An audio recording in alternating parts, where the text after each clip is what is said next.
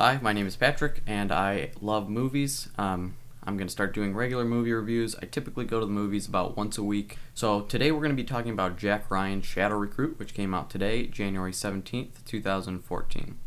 The movie was directed by Kenneth Branagh. It also starred Kenneth Branagh, Chris Pine, Keira Knightley, and Kevin Costner.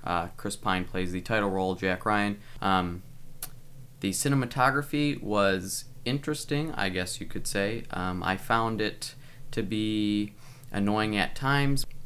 There was a couple fight scenes in the movie, which we'll get to when we talk about the plot, where they use the let's just shake the camera a whole bunch to make it feel like you're in the action, which I am a big opponent of. I don't think it's artistic, and I think it takes the viewer out of the movie because all they see is blurred colors. So I didn't really care for that too much, but they only used it, I can think of one scene for sure, potentially another scene that was very quick, so they didn't overdo it, so we can give them a pass on that one. They did use a lot of reverse shot, which is when two characters are talking, sort of facing each other like I'm facing the camera would be over my right shoulder while you were talking, and then as soon as I started talking, the camera would quick cut to over your shoulder. So I don't mind reverse shot. I think it's a very important technique in filmmaking, but it is also problematic if you use it too much in a film, which I think they did do here, and they sort of played with it. They did a lot of reverse shot variations where the camera was over the right shoulder but slightly lower, looking up at a character. Particularly Chris Pine was shot that way a lot, I think, maybe to remind you that he's the hero. But it just got real boring, conversations and things like that in the movies. You need to get the information out of the conversation, but your eyes also need something to latch onto, and reverse shot they just did a little bit too much of it. I think they could have done more in that aspect.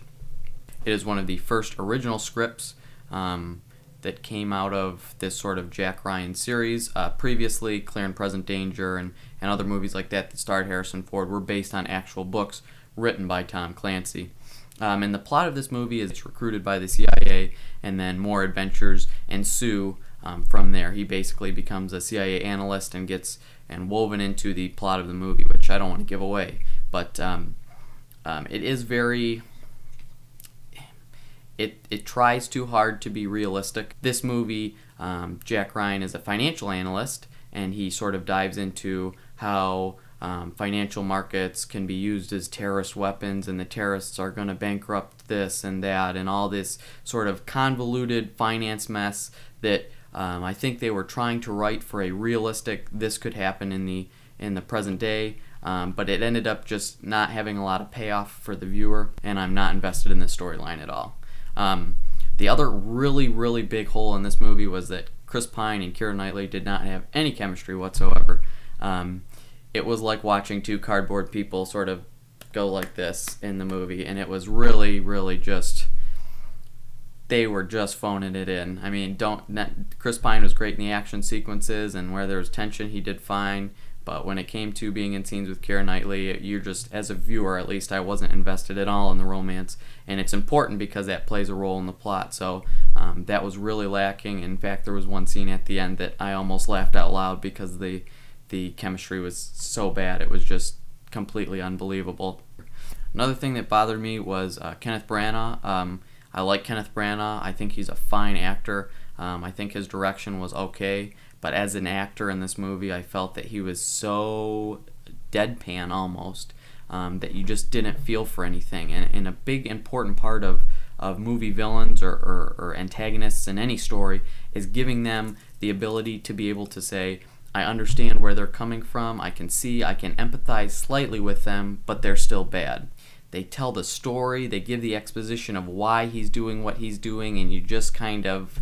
it's just the most generic trope that you've ever heard, and then from that point you're not invested in him as a villain, and that takes away from the sort of tension that you should be feeling in certain scenes and what's happening and things like that. There's one scene where he gets punched in the face, and it's kind of like okay, he got hit in the face, let's go to the next scene, which is immediately what happens after he does. So I think even they understood that maybe he was underwritten a little bit and that he didn't have the material that the audience member needed to empathize with, so he wasn't a great villain. It wasn't bad by any means, but it wasn't good again.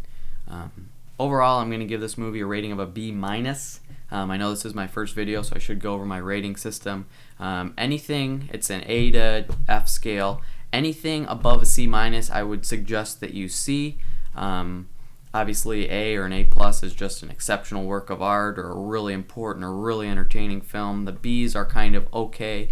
Once you get down to B minus into the C range, you're starting to talk about movies that they might have had potential, but they just had some flaws or were going to be forgettable, things like that. So, like this movie's a perfect example. I've already forgotten most of it, and I'm doing this review 35 minutes after I saw the end of the movie. So, things like that, it just sort of progresses down the scale, and you'll see sort of as I progress through more reviews where the scale lies and things like that. So before I go, I always want to ask a question at the end of each one of my videos. So I want to know, what is your favorite spy movie of all time, not including James Bond movies? Leave it in the comments and let me know what you think. Otherwise, I will see you the next time I watch something that is worth reviewing. Thanks, guys.